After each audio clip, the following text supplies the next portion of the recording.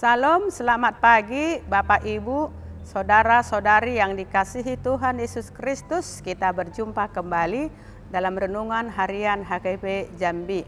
Sebelum kita memulai aktivitas kita pada pagi hari ini, marilah kita terlebih dahulu mendengarkan firman Tuhan dan sebelumnya kita bersatu di dalam doa. Allah Bapa yang di sorga, terima kasih Tuhan buat kasih setiamu dan penyertaan-Mu sampai pada pagi hari ini. Engkau masih berikan kepada kami napas kehidupan sehingga kami dapat mendengarkan firman-Mu sebelum kami memulai aktivitas kami pada pagi hari ini. Biarlah Tuhan firman-Mu yang kami dengar pada hari ini yang menuntun kami pada satu hari ini di perjalanan kehidupan kami supaya semuanya berkenan di hadapan-Mu. Dalam nama Tuhan Yesus Kristus kami berdoa dan mengucap syukur. Amin. Bapak, Ibu, saudara-saudari yang dikasihi Tuhan Yesus Kristus, renungan harian untuk kita pada pagi hari ini, Sabtu 14 Oktober 2023, tertulis dalam kitab Mazmur pasal 62 ayat 9. Percayalah kepadanya setiap waktu, hai umat, curahkanlah isi hatimu di hadapannya. Allah ialah tempat perlindungan kita. Demikian firman Tuhan. Allah tempat perlindungan kita. Kehidupan kita ini tidak selalu mudah. Dan setiap orang pasti menghadapi masa-masa sukar. Tapi sebagai orang yang percaya, kita memiliki Allah yang setia. Allah yang selalu siap membantu dan menguatkan kita dalam setiap situasi dan kondisi yang kita hadapi. Ketika kita menghadapi perkara, masalah, pergumulan, tantangan, dan persoalan hidup, firman Tuhan pada pagi hari ini mengingatkan kita untuk mempercayakan hidup kita kepada Tuhan dan mencurahkan isi hati kita di hadapan Tuhan. Menyerahkan semua kekhawatiran, menyerahkan semua beban hidup kita kepada Tuhan. Sebab dengan mencurahkan isi hati kita kepada Tuhan, mencurahkan masalah-masalah kita kepada Tuhan, sebenarnya beban hidup kita, masalah kita sudah terasa ringan dan berkurang. Allah adalah pelindung kita. Dan Dia selalu ada di samping kita, mendengarkan curhat kita, mendengarkan curahan hati kita. Jangan curahkan isi hatimu, amang inang dan saudara-saudari yang dikasihi Tuhan Yesus Kristus kepada orang yang salah. Apalagi mencurahkan isi hati kita di Facebook. Karena dengan mencurahkan isi hati kita di Facebook, media sosial, maka bisa jadi akan timbul pula masalah-masalah yang baru. Tetapi hal yang sederhana yang dapat dilakukan adalah carilah seseorang yang bisa kita percaya untuk mencurahkan isi hati kita. Orang yang benar-benar menciptakan nilai tambah dalam kehidupan kita sebagai orang yang percaya.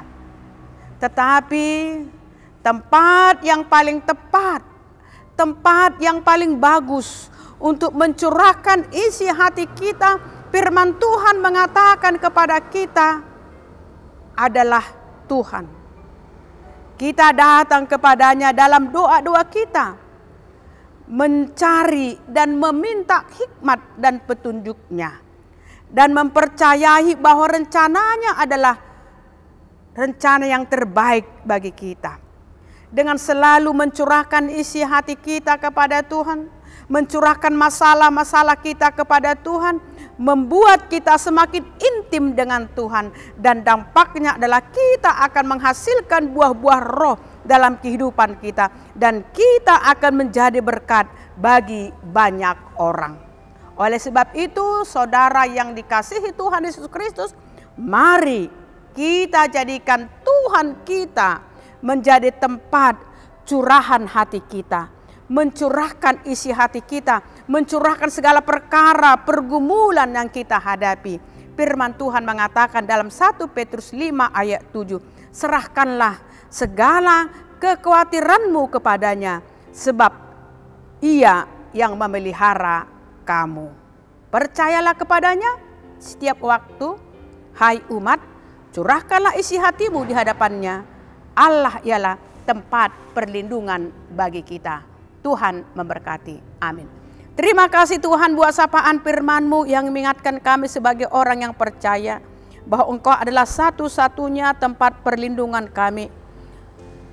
Engkau mengingatkan kami Tuhan supaya kami mencurahkan isi hati kami, mencurahkan segala perkara pergumulan yang kami hadapi di tengah-tengah kehidupan kami.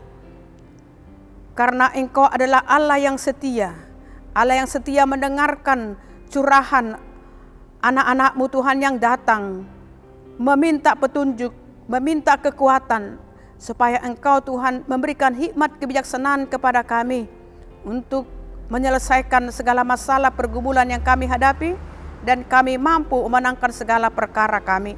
Biarlah Tuhan semua kekhawatiran kami, semua yang terjadi perjalanan kehidupan kami serahkan kepadamu, karena Engkau pasti akan memeliharanya, dan Engkau akan membantu kami Tuhan untuk memenangkan segala perkara pergumulan yang kami hadapi. Terima kasih Tuhan, Kau berikan kesempatan kepada kami di pagi hari ini untuk mendengarkan firman-Mu. Berkati jemaat-Mu Tuhan dimanapun mereka berada. Jemaat-Mu yang mau berangkat di pagi hari ini melakukan segala tugas, aktivitas dan pekerjaan mereka. Berangkatkan mereka Tuhan dengan damai sejahtera, sukacita yang daripada-Mu dalam segala pekerjaannya. Tambah-tambahkan Tuhan berkat-Mu pada mereka di tengah-tengah pekerjaannya. Berkati jemaat-Mu Tuhan yang sedang sakit pada hari ini, yang terbaring di rumah dan di rumah sakit. Kami yakin dan percaya Tuhan, tangan pengasihan-Mu Tuhan yang tetap memberikan kekuatan kepada mereka untuk menyembuhkan mereka Tuhan dari sakit penyakitnya.